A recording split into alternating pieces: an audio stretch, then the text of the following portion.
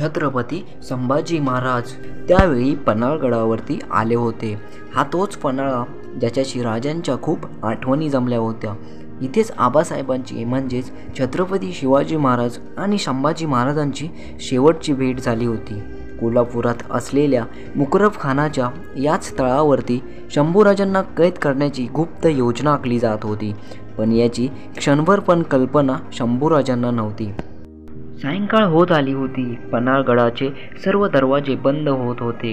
गडाच्या पायथ्याशी असणाऱ्या वाड्यापाड्यात घराघरात दिवट्या पेटत होत्या। शांत निसू अशी संध्याकाळ। तितक्यात कोटीचे जिने झपाझप चढलेला धापा टाकणारा एक तरणा ताठ मावळा लगबगीनं म्हणाला, राज गनिम आलाय, रायगडाला इतिकात खानाचा घेर पडलाय। दबदबत्या उरान राजांच्या समोर आलेल्या त्या मावळ्याने रायगडावर आलेल्या संकटाची माहिती राजांना देत होता। हे ऐकताच राजांच्या समोर अख्खा रायगड उभा राहिला। क्षणाचाही विलंब न लावता शंभूराजे कोणाकडेही न पाहता झपाझप कोठे उतरू लागले। अर्ध्या तासात धावणीची फौज सिद्ध झाली।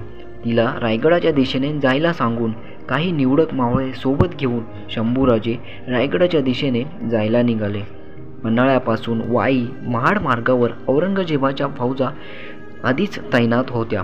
संगमेश्वराशिवाय दुसरी वाटच नव्हती।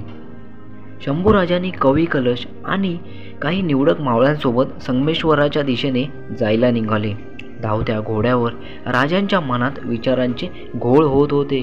राजांसोबत असणाऱ्या कवी कलशांना आणि पाठीशी धावणाऱ्या मावळ्यांना कसलीच कल्पना नव्हती। रात्रभर कोल्हापुराच्या तळावर मुकरबखानाला छत्रपती कुठे आहेत, सोबत किती मावळ्या आहेत याची खडानखडा माहिती आधीच मिळाली होती।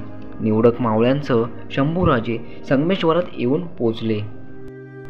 संगमेश्वरात असलेल्या सरदेसाईंच्या वाड्यात मुक्काम करायचं ठरवलं। शंभूराजे संगमेश्वरात आहेत आणि सोबत निवडक मावळे आहेत। ते रायगडावर पोचण्याआधीच त्यांना कैद करण्याची नामी संधी आहे।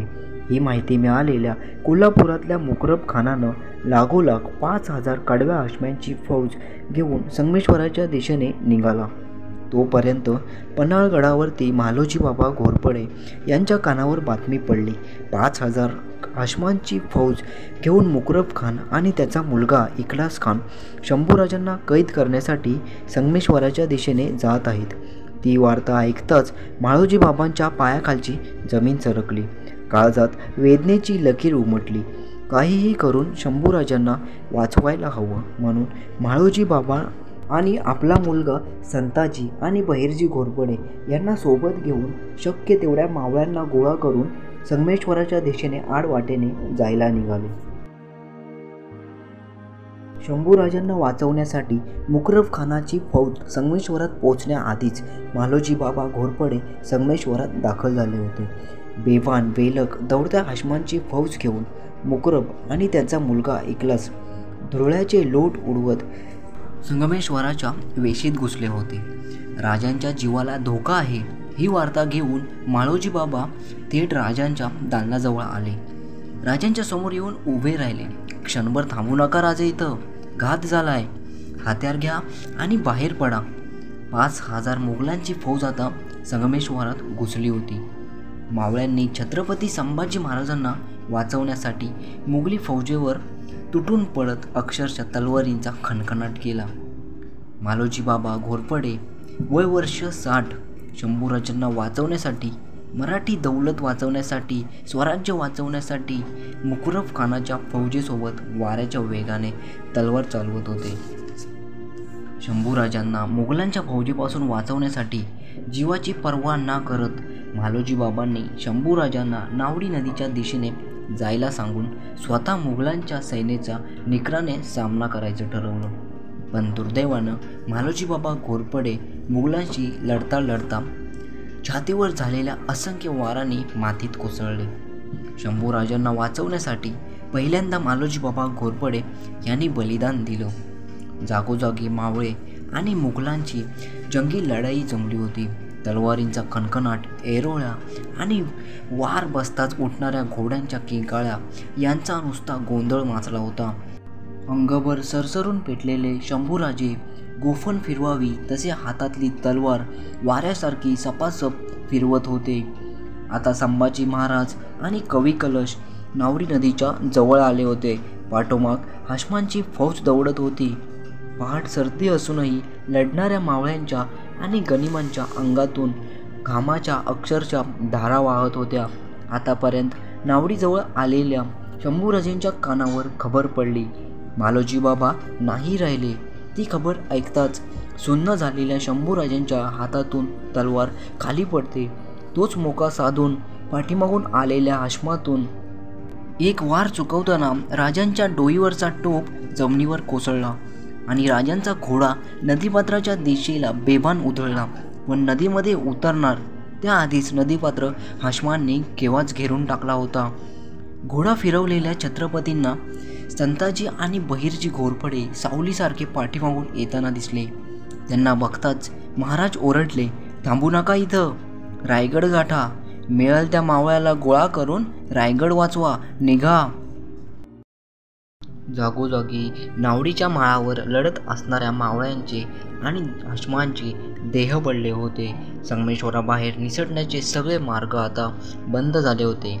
चारही बाजूंना सटासट फिरत्या तलवारींचा नुसता खणखणाट चालू होता आणि इतक्यात कुठून तरी सुटलेला एक तीर कवी कलशांच्या उजव्या दंडात सपकन घुसला.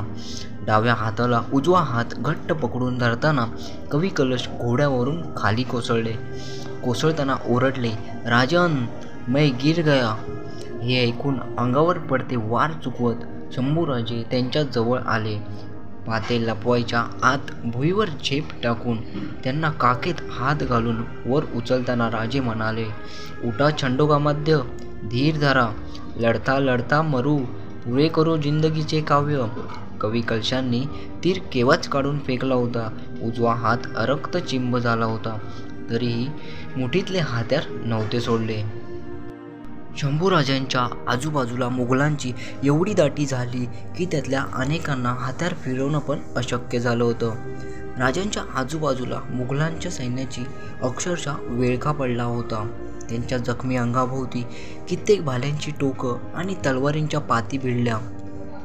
दाटलेल्या हाशमांची कोंडी फोडत मुकरब खानाचा तरणा मुलगा इखलास खान महाराजांसमोर आला. तळपत्या नजरेनं शंभूराजे आपल्या हातातल्या तलवारीकडे बघत होते. इतक्यात इखलास म्हणाला, रख दो हत्यार. भक्कम खडकावरून दर्याची लाट जावी तसे ते शब्द राजांच्या कानावरून गेले, पण क्षणभरही हालचाल झाली नाही. गाफर सुनते हो, रख दो हत्यार. रागाने पेटलेला इखलास राजांची केसावळ मुठीत पकडून ती गदगद हलवत गरजला. त्या क्षणाला राजांनी आपली जळजळती नजर खानावर टाकली. ती बघून राजांच्या हातातले हत्यार क्षणात आपल्या गर्दनीवर उतरेल हे बघून इखलास अक्षरशः मागे सरकला. तेवढ्यात बर्दी बाजूला करत मुकरब खान समोर आला आणि राजांकडे पाहत आपल्या हाशमांना म्हणाला, कैद करो इसे पहिले. आणि लांबूनच दोरखंड फेकले गेले. शंभूराजांच्या हातातील तलवार हिसकावून घेतली गेली. लढाई थांबली होती. अनेक मावळे राजांना वाचवण्यासाठी लढता लढता कोसळले होते. महाराज आणि छंडोगामाद्य कवी कलश संगमेश्वराच्या शिवासमोर मुघलांच्या कैदीत सापडले होते.